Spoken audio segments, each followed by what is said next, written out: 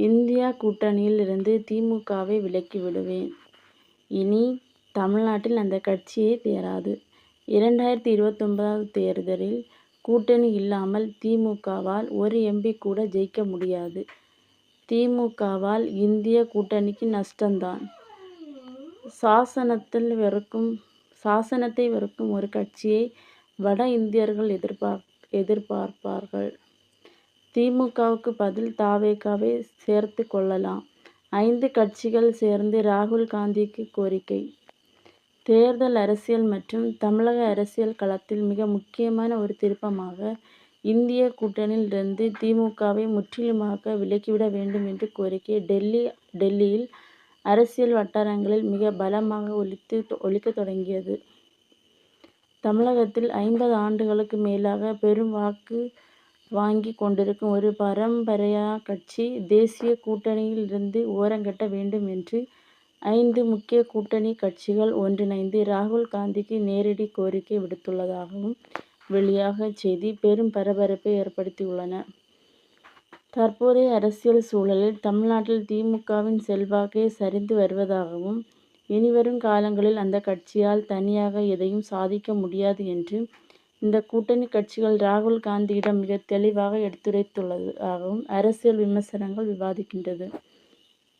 கடந்த காலங்களில் நடைபெற்ற பொது தேர்தல்களில் இந்திய கூட்டணியில் தேசிய அளவில் ஆட்சியை பிடிக்க முடியாமல் போனதற்கு திமுகவின் தீவிரமான மற்றும் சர்ச்சைக்குரிய கருத்துக்கள்தான் முக்கிய காரணம் என அதிருப்தி வட இந்திய மாநிலங்களைச் சேர்ந்த கட்சிகளிடம் பரவலாக உள்ளது. குறிப்பாக சாசன தர்மத்தை ஒழிப்போம் என்று கூறி இந்து மத உணர்வை புண்படுத்தி ஒரு கட்சியை தங்களின் கூட்டணியை தொடர்ந்து நீடிக்க அனுமதித்தால் அது ஒட்டுமொத்த கூட்டணியில் அகில இந்திய பிம்பத்தை கெடுத்துவிடும் என 5 கட்சிகளும் வாதிட்டன. ஆன்மீக உணர்வுகளும் பாரம்பரிய கோட்பாடுகளும் ஆழமாக வேரூன்றியுள்ள வட இந்திய மாநிலங்களில் திமுகவின் இத்தகைய பேச்சுக்களால் வட இந்திய வாக்காளர்கள் ஒட்டுமொத்த கூட்டணியையும் நிராகரிக்கும் சூழல் உருவாகியுள்ளது என்பது அவர்களின் மிக முக்கியமான குற்றச்சாட்டு ஆகும்.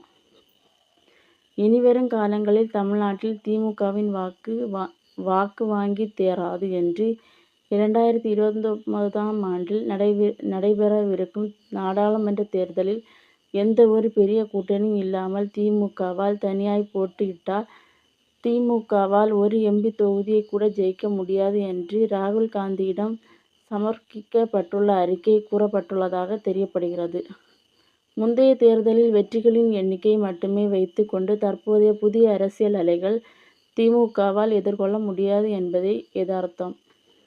மக்கள் மத்தியில் தங்களுக்கு ஏற்பட்டுள்ள இந்த தர்மமிகு வீழ்ச்சியை மறைத்து வென்ற கூட்டணியின் கணக்குகள் மட்டுமே நம்பி திமுக செயல்படுவதால் அதனால்தான் இந்திய கூட்டணிக்கு நஷ்டமே தவிர எந்த ஒரு லாபமும் இல்லை என்பதை 5 கட்சிகளின் தலைவர்கள் ஆணித்தரமாக முன்வைத்துள்ளார்கள். திமுகவுக்கு மாற்றாக தமிழ்நாட்டில் அசுர வேகத்தில் வளர்ந்த மக்கள் மத்தியில் பெரும் செல்வாக்கை பெற்றுள்ள தமிழக வெற்றி கழகத்தை இந்திய கூட்டணியில் சேர்த்து கொள்ளலாம் என்று புதிய மற்றும் அதிரடியான ஆலோசனைகள் இக்கூட்டணியில் கட்சிகள் ராகுல் காந்திக்கு வழங்கியுள்ளது. நேர்மையான ஊழலற்ற மக்கள் நலம் சார்ந்த நல்லாட்சி மூலம் மக்களின் மனங்களை வென்றுள்ள தவேகா இணைந்து கொள்வதாகவும் கூட்டணிக்கு தமிழ்நாட்டில் மட்டுமல்லாமல் தேசிய அளவிலும் ஒரு புதிய உத்வேகத்தை நேர்மறையான பிம்பத்தை தரும் மற்றும் அவர்கள் நம்புகின்றார்கள். ஊழல் மற்றும் வாரிசுகள் அரசியல் புகார்களில் சிக்காத ஒரு புதிய மாற்று சக்தியை ஆதரிப்போம் ஜனநாயகத்திற்கு செய்யும் நன்மை என்று அவர்கள் கருதுகின்றனர்.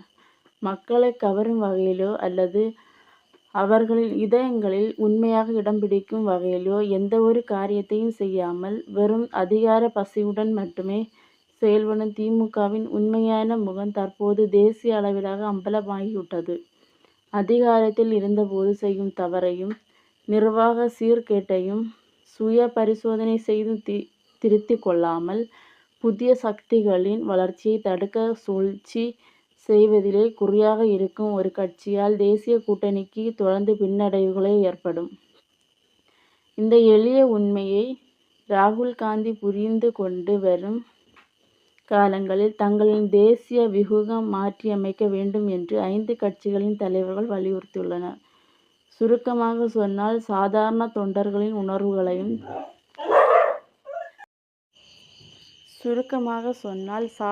தொண்டர்களின் உணர்வுகளையும் ஒட்டுமொத்த பொதுமக்களின் குமுறல்களை மதிக்காத திமுக போன்ற பாரம்பரிய கட்சிகளின் தேசிய அளவிலும் மாநில அளவிலும் இனிவரும் காலங்களில் ஒரு மூடு விழாவாக அமையும்.